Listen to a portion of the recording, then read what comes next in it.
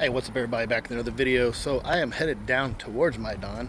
Yesterday, the 22nd of July, Ukrainian Congress, the Verkhovna Rada, passed legislation to basically decouple, or not decouple, it was decoupled, to put the two main anti-corruption bodies of Ukraine under the office of the prosecutor general, basically. They were an independent body prior to this, but they passed this law. So the two independent bodies were the NABU, the National Anti-Corruption Bureau of Ukraine, and SAPO, the Special Anti-Corruption Prosecutor's Office of Ukraine. And so this has stirred some ire of the international community. Concerns about Ukraine backsliding on its anti-corruption reform, and it's also sparked protests all across the country. There was a huge protest last night in Kyiv near the presidential palace. There's another one scheduled at 20 hours tonight on the 23rd at 8 o'clock, 2000 hours, I guess how you say that.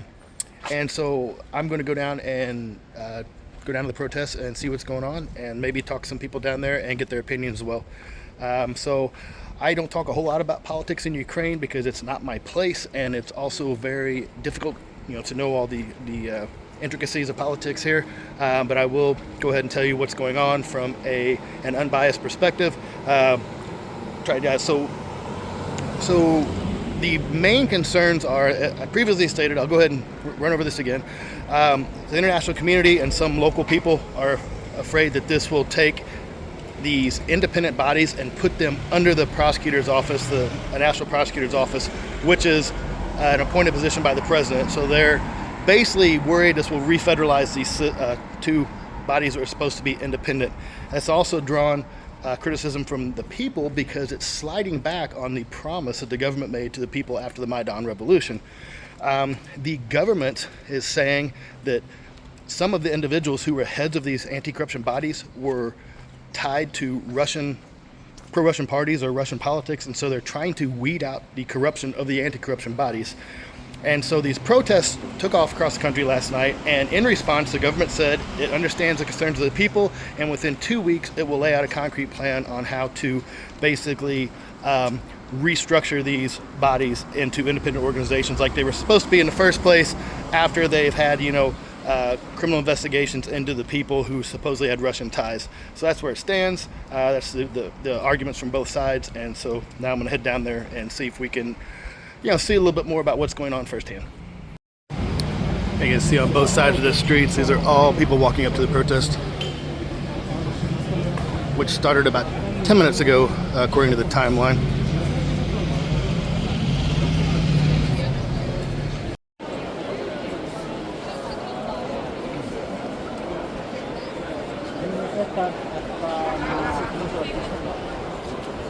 So I'm not sure if this will be any type of like a formal event or anything. I guess we'll see here in a little bit.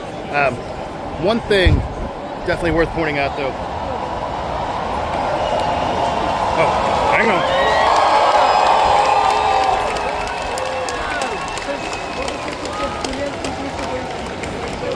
Not sure what that is or who that is. So one thing definitely worth pointing out. You hear a lot of people talk about how Ukraine is like a dictatorship. But it's important that even during war, people are allowed to come out here and protest without any type of retribution, which is certainly something you don't see in Russia.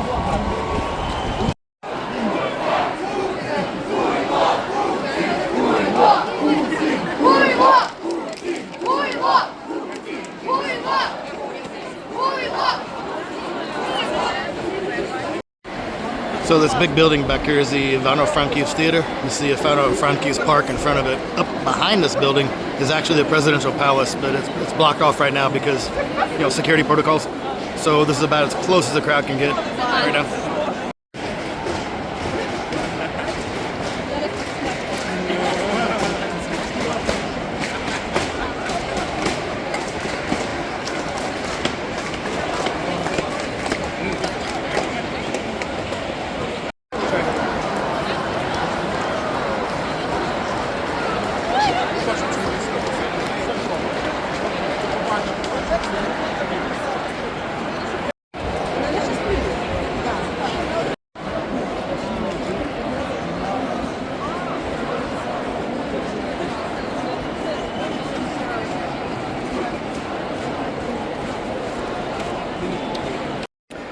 45 minutes into the protest, and even on the side streets, you can still see people arriving.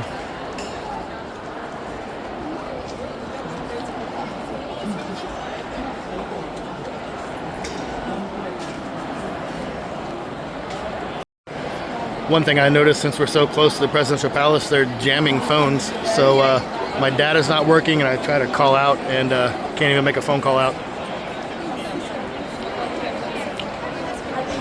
To be fair, I'm sure that has absolutely nothing to do with the protest, and it's just part of the security protocol that's close to the presidential palace.